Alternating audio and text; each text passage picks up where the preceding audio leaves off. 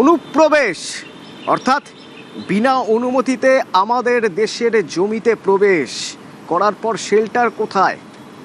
তৃণমূল নেতার বাড়িতে। তৃণমূল নেতার বাড়িতে অনুপ্রবেশকারী কোথা থেকে এসেছে বাংলাদেশ থেকে। হিঙ্গলগঞ্জের স্যান্ডেল বিলে তৃণমূল নেতার বাড়ি থেকে তাকে আটক করা হয়েছে।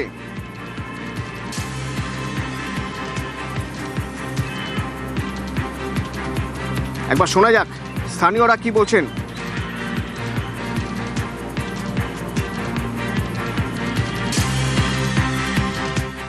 টিএমসির যে মদতে বাংলাদেশি সাতক্ষীরা থেকে এক আসামি এসে এখানে ভোটার কার্ড করে, অবৈধ ভোটার কার্ড করে বাবা সেজে জয়নাল আবেদিনকে যে আগে বাংলাদেশকে প্রশ্রয় দিয়েছে, গ্রামবাসী সেটা জানতে পেরে তাদেরকে পুলিশকে সংবাদ দেয়। পুলিশ যথাযথ সমস্ত বাংলাদেশকে সময়কে অ্যারেস্ট করেছে। ভয় আউট ভরসা ইন, তাই এবার সবাই হিসেব বুঝে নিচ্ছেন, মুখ খুলছেন বলেই এলাকার মানুষ বলছেন যে সাতক্ষীরা থেকে আসামি এসে তৃণমূল নেতার বাড়িতে শেল্টার নিয়েছিলেন। অনুপম আছে সরাসরি আমার সঙ্গে। অনুপম, কতদিন ধরে শেল্টার নিয়েছিলেন? যাকে গ্রেপ্তার করা হয়েছে তার পরিচয় জানতে চাইব।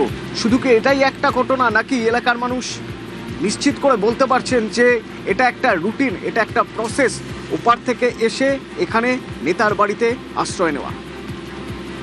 দেখো, তোমার একদম তুমি সঠিক কথা বলেছো। তার কারণ আমরা এই যে বিগত 1 বছর ধরে আমরা সন্দেশখালী এই হিঙ্গলগঞ্জ জুড়ে আমরা পরস্পর দেখিয়ে দিচ্ছি যে কত বাংলাদেশি তারা এই সন্দেশখালী, হিঙ্গলগঞ্জ, হাসনাবাদ এইসব এলাকায় আত্মগোপন করে আছে। এবং এরা কিন্তু একদম তার মানে যে সীমান্ত পার হয়ে এরা হিঙ্গলগঞ্জে, হাসনাবাদে আছে এবং সেখানকার স্থানীয় নেতাদের বদান্যতায়, তাদের সঙ্গে সহযোগিতায় তাদের বাড়িতে বা তাদের কোনো জায়গায় তারা শেল্টার নেয়।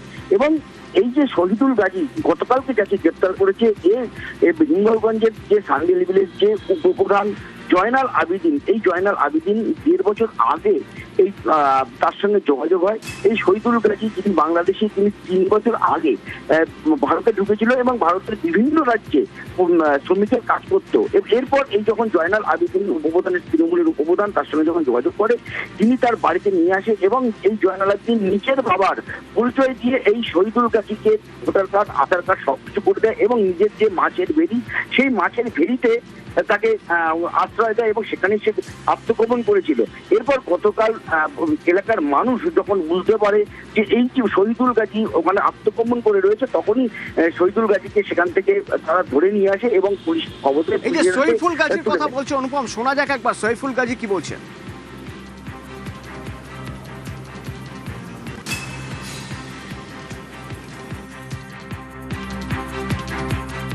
ভোটার কার্ডটা করেছিল, আধার কার্ড আমি করেছিলাম। তখন তাদের 1000 টাকা, 1,500 টাকা দেবো। আমার সাথে খালি জমালতে খালি একটা আধার কার্ডের ফটো নিয়েছে, নিয়ে ভোটার কার্ডটা দিয়েছে। ভোটার কার্ড করতে গেলে কাউকে একজনকে বাবা সাজাতে হয়। বাবা কে আছে? গোলাম গাজী।